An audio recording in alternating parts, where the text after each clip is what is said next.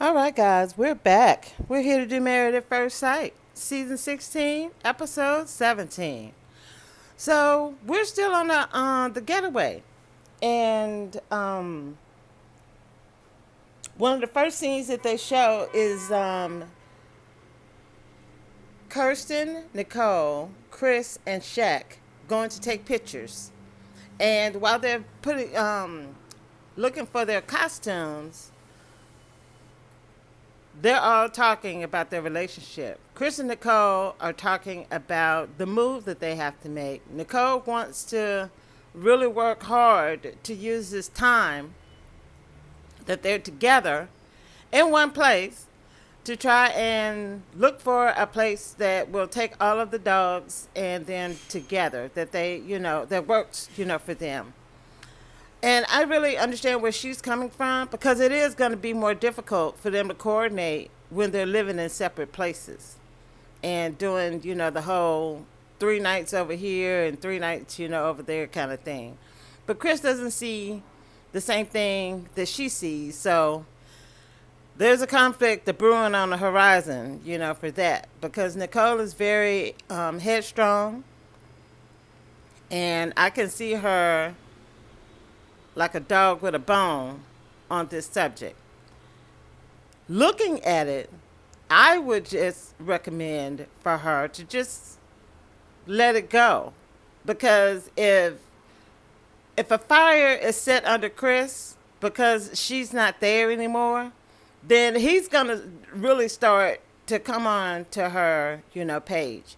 It's going to take them separating in order for him to get it. Some things people have to learn, on their own. So we'll see, how they manage, this thing. Kirsten and Shaquille. Shaquille is in there doing double talking. He's like, yeah, we're doing okay, but we just can't get on the same page. But that's okay. But, we really need to get on the same page. It's not okay, Shaquille. And he needs to become a lawyer on her. He needs to drill her all the way down to the finest part of that bit. And when she starts talking about, oh, well, we don't talk enough, or we don't do this enough, then he can go into his book of receipts and be like, okay, Kirsten, we talked about this. And you said that you found out this. This day, this night, this time, we did X, Y, and Z. I mean, just go down the list, on her. Because that is the only way she's going to be able to hear her, unless they record it, And she, to me, I have down here, she's stalling. I feel a stall coming out of her. And she knows good and well, she's figured out that she does not want to be in a long-term marriage, with Shaquille.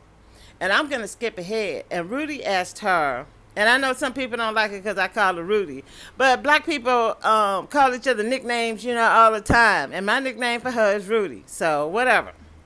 But anyway, Rudy asked her, what is it that you need to hear or you need to know about Shaquille? And she's like, well, I need to know that he loves me and that he wants to stay married forever. Why can't you just ask him that, Kirsten? Why is it that y'all got to sit up? Shaq told Chris he got to sit up late at night, talking to her.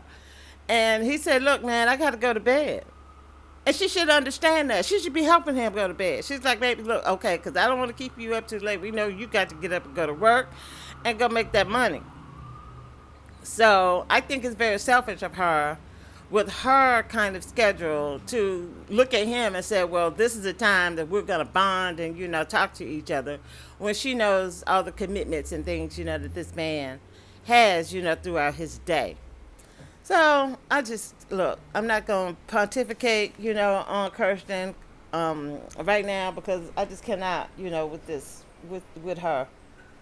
So that was, where am I in the timeline? Okay, so Shaq and Kirsten, they get back from the picture taking excursion and they are having a conversation and again, you could just see them talking in circles. She is really, oh, well, I need to talk. I need to talk. I need to talk. And Shaq is like, well, I don't really need to talk that much because I observe you. So I'm getting a lot of information from you just through observation. And I don't know whether he was like giving her a hint that this is like a method that she could do to get some of the information that she says that she's looking for. But either way, she did make a point when she said that it's important to her. So, okay, Kirsten, where are we? So Clint is sitting down talking with Gina. Gina's upset because one of her employees quit. And she feels like she did it under an emotional cloud. So apparently Gina had to get stern, with her. And she took it a certain kind of way, and she decided she didn't want to work, there at the salon, anymore. So Clint was very supportive of it, and of her. I thought that he really, he looked like a partner. He sounded like a partner, then. He was able to be like, wow, you poured so much into her, and, now you got this, that, and the other. And they was able to, have that level of session. So I thought that was good.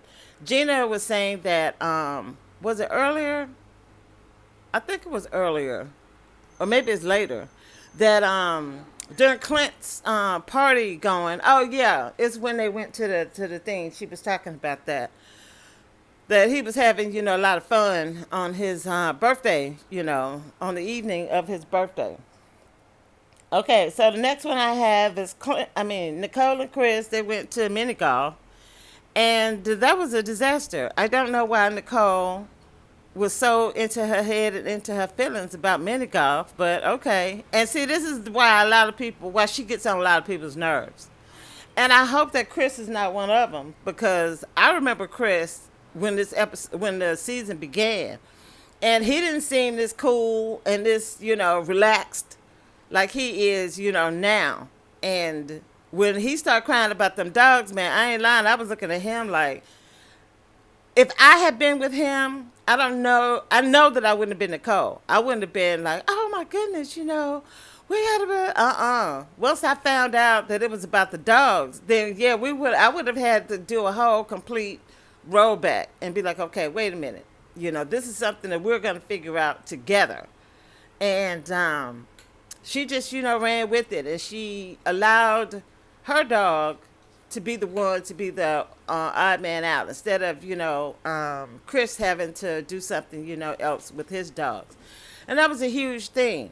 And he says that he remembers that, but I don't know if he really does. Because maybe when he watches it back and he see what a bitch he sounded and looked like, maybe he'll have more respect, for what she did, for him. So anyway, yeah, he was like, it was just like a lot just going to mini golf with her. So he doesn't know if he's going to do that again. And, I get it. I ain't mad at him, for it. I just don't want him to hold this, against her. And then the other thing is, I'm glad that I can put this in here. People who say that Nicole gets on their nerves, she knows that she's a lot. She has said that, the whole time. She wants to be accepted for who she is, whether she's a lot or not. Just like with you. You want to be accepted, for who you are. You don't want people coming to tell you about your little quirks and things that you think are cute, about yourself. And then I'll say this, to people out there too that's got all this stuff, that they want to say about Nicole. Do you really want this woman to be out there by herself? I think that she is a decent person who deserves another decent person to share her life with. Just because you're out here as a spectator, oh, Nicole get on my nerves. Oh, Chris, he need to put his foot down. Chris does put his foot down. He actually does. I haven't seen him in a waverable situation since the honeymoon.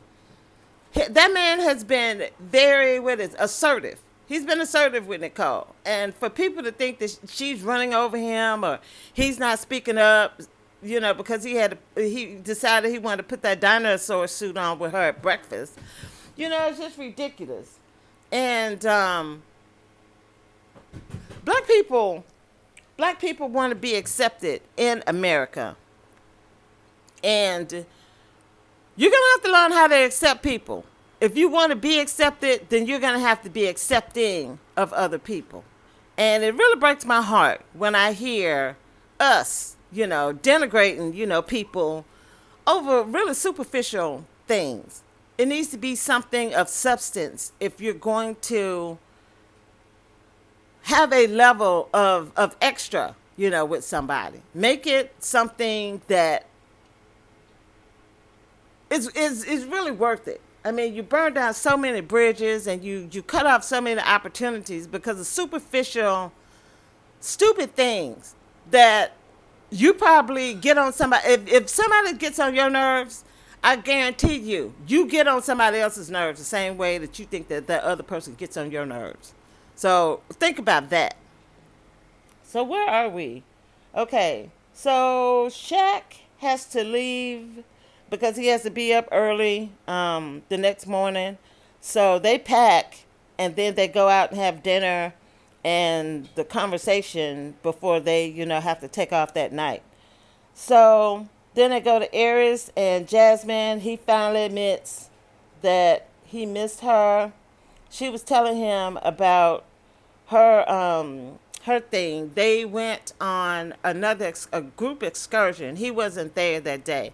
So that's when Jasmine is talking about she's going to be there with the other couples and just enjoy the day. And so they went to this lumberjacking place and they did the log spin, and then they was climbing this log. I don't know why everybody calls it a tree. But anyway, because before I watched it, I actually thought it was a tree. So anyway, Jasmine did really well. Clint couldn't do it because he was still hungover. Gina, girl, where's this athleticism that you were talking about? I mean, Gina made this whole big thing about being offended because Clint said slender and athletic. And now was that opportunity. I mean, even Nicole was able to get up that pole.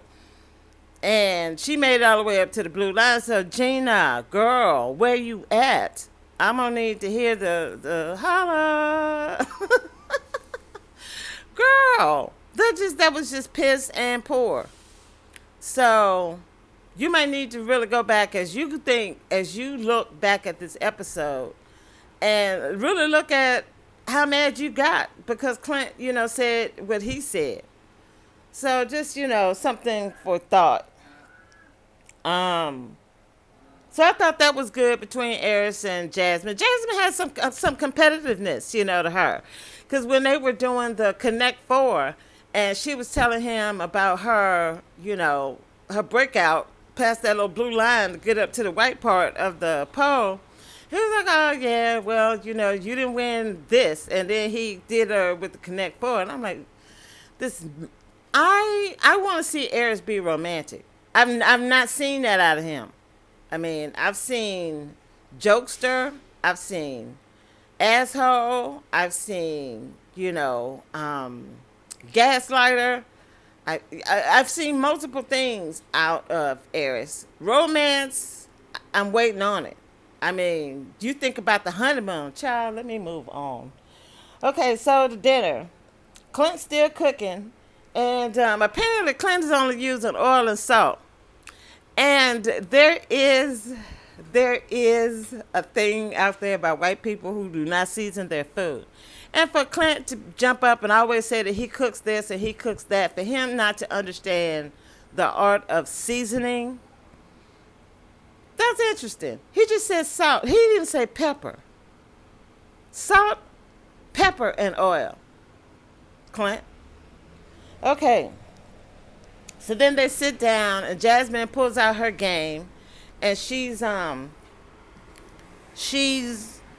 giving the couples the questions. And this cat is in here. I don't know what he's doing. She's giving the people the questions. And they go around and I don't think that Shaq and Kirsten understood the point because I didn't like the answers that they gave each other with their question. I see Kirsten still stalling for time. And then she said when they got ready to leave that she thought that the getaway had been good for them. But then on the after show, she said that the getaway hadn't been good for them, that their relationship hadn't progressed, any because they went and had that, time together. Wow. So they leave to go back, and then the other couples that get in the hot tub. And apparently Clint put on a karaoke, show for him. And it seems like Gina was embarrassed. Nicole, I don't know how she felt about it because, she hates to be splashed in the face, with stuff. So they didn't get her perspective of it. But yeah, Clint is one of those people, and I get it, man. I love to have a good time. And that's one thing that I can actually identify, with Clint. That joker loves to have a good time. Gina, I think she likes to have a good time, but she doesn't like it all the time. So there's a disconnect with them there. I also, too, when Shaq was saying something, and they was like, oh, go, that's a word for the day. And then Gina said something about the Holy Spirit. That actually caught my ear because I can see, and then here go Clint. Did he say hallelujah? Lord have my Clint. That boy, they are spiritually mismatched. And they have a good time in a different kind of way. Clint likes to have a good time with alcohol. Some people like to do it with weed. Some people, they have fun in church. So people have fun in different kinds of ways. And I see that they don't match and they're fun, together. And maybe him and Dom, actually do, up to a certain point. So we'll see. And I'm also wondering, where is Mac? Mac in this conversation. I think that the scene that we're all waiting on when Eris and Mac are talking is going to come at the end. So I think Mac and Dom are not going to come back until after decision day. So that might have been on the Where Are They Now episode or something. But anyway, I'm wondering how much Mac has played into the relationship between Gina and Clint. Just thinking about that conversation with Eris and Mac that's coming up. And Clint admitted on the after show that he has a tendency to be a tit for tat. And I really hope that this whole thing that he could have going on, with Dom isn't some kind of tit for tat, situation. That this is a genuine connection and he's not doing it, trying to be, trying to get back, at Gina or at Matt. So we'll see. We'll see, what happens. But Clint is friend zoned.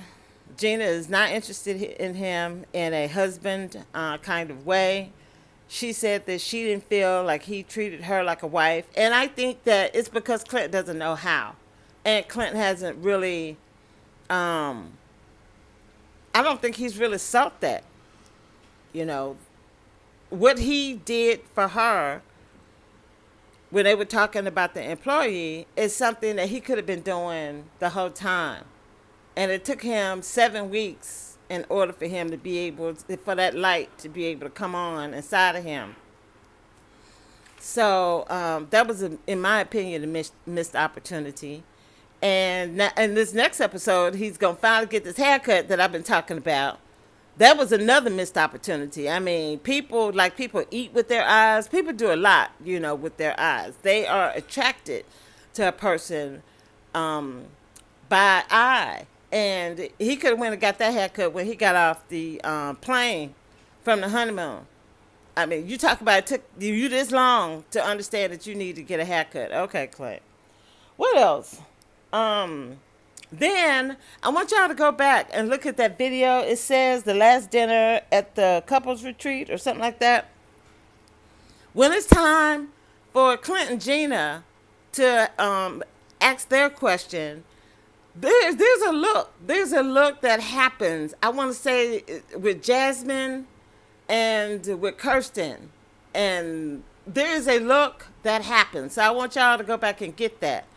And so they gave, their little thing. And when I heard them talk, it was like listening to Shaq and Kirsten, talking all over the place. And, they're trying to give their positive spin on a situation that's just, the story is already being told about their relationship. And I think other people, with the looks that I saw, I think they understand the same thing that we understand. Okay, so at the hot tub, I think, like I was saying before, he was embarrassing to Gina. Because, and you know what, now that I'm talking about this, there's a Lifetime clip that I'm going to put up where Dr. Pepper and Cal are looking at the bachelor and bachelorette parties. And I want you to see the moment of Clint in that video. Because when he was down there at the thing, at the hot tub, here he go, talking about sex. Something that he really, in my opinion, I don't think Clint knows that much about sex. I really honestly don't. But he loves to talk about it all the time. And that was embarrassing, to Gina as well. And then this is the thing, too. Jasmine was talking, and she was like, okay, I'm not, vanilla. But it's not like this is something that I'm comfortable, talking about in a group setting, which is what she is supposed to do. And for everybody that's sitting up calling her a prude and saying that it was either Eris or Clint that called her boring. I think it was Eris that called her boring. So that tells me a lot about Eris. Okay, he seems and singing out of the hymn book right now, like, oh, I miss my wife, I miss the dog, I miss the life. Yeah, sure, Eris. He really still does not understand who this woman is, and she was right in what she said. And anybody out there that is down on Jasmine, they are antichrist. Because this is how it happens. You have people in our own community, like Eris's cousin, can't stand Jasmine on sight. Don't even know anything about this woman, but already has called her fake and already is feeling some kind of way about her when she doesn't have enough information to be at that level of emotion about Jasmine. And this is what I encounter this on a daily basis. And I'm sick of it. And that's another reason why I'm so vocal. Because I don't play like that anymore. I used to be like Jasmine because I didn't know what to say. And I think that's part of her problem, as well. She comes into these kinds of situations, like with a nut like Eris. And he stumps her. He says something crazy and she doesn't know what to say. Well, now I know what to say. And I love her spirit. And I love that she is one who is always willing to give somebody grace in their mess. We need more people, like her in the world. It would be a better, place to live. So where am I? Let me look at my notes. Oh, okay. So I talked about the whole Dom and Clint thing. Oh, okay. So I got notes on the after show that I'm going to talk about. And then, yeah, I talked about Clinton, his whole fascination with the genitalia of women that he has not chosen to educate himself about. Okay. Cause gaslighting everybody. Okay, so I said that one. All right, so I did that one, the tit for tat. Is Mac a problem for Gina? Why she can't get with Clint? And is Clint going to use Dom because he wants to get back at them? I will see. I did. I'm starting an analysis between Gina, Kirsten, and Eris. So what do I have here? I said that Gina is not sleeping in the bed with her husband, but Kirsten is sleeping in the bed, and Eris is sleeping in the bed. And Gina isn't having sex with her husband. Eris is not having sex with his wife, but Kirsten is having sex with Shaq. So Kirsten is sleeping in the bed and she's having sex. Eris and Gina are not having sex, and Gina is not sleeping in the bed. So you would think that Kirsten would be the closest in her relationship.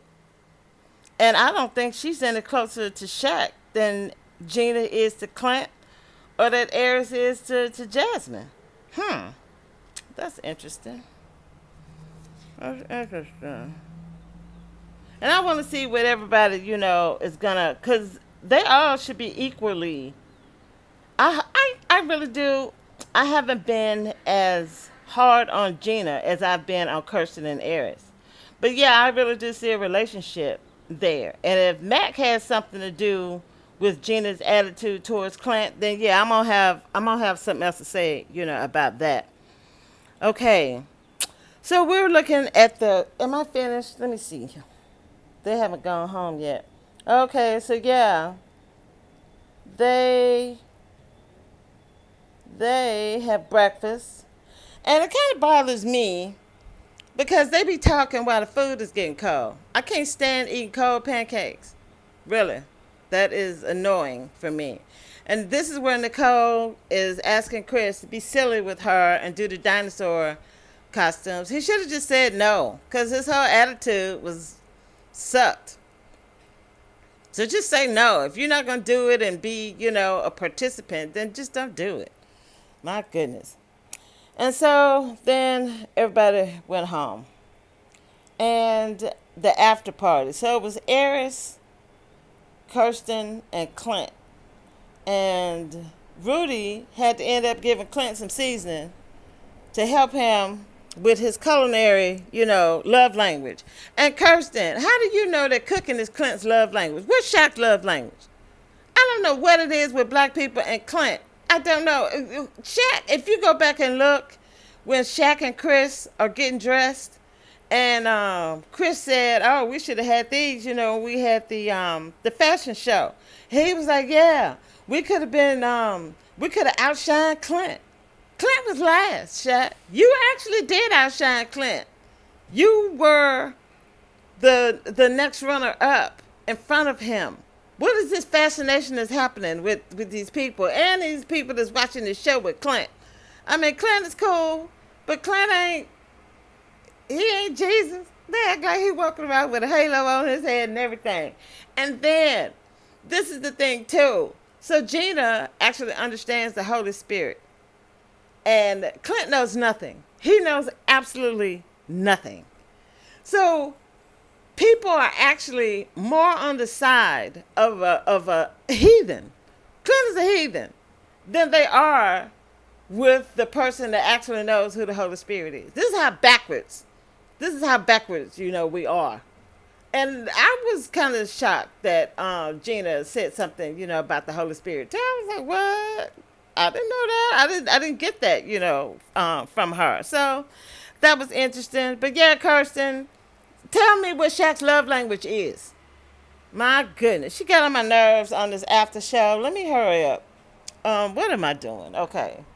So Clint was going over, his relationship with Gina. I think when he heard back what she was saying about him, like, she was like, yeah, well, he was so drunk he couldn't find his pajamas, couldn't find his, I was shocked he could find the bed. She was like, no woman wants that as, a husband.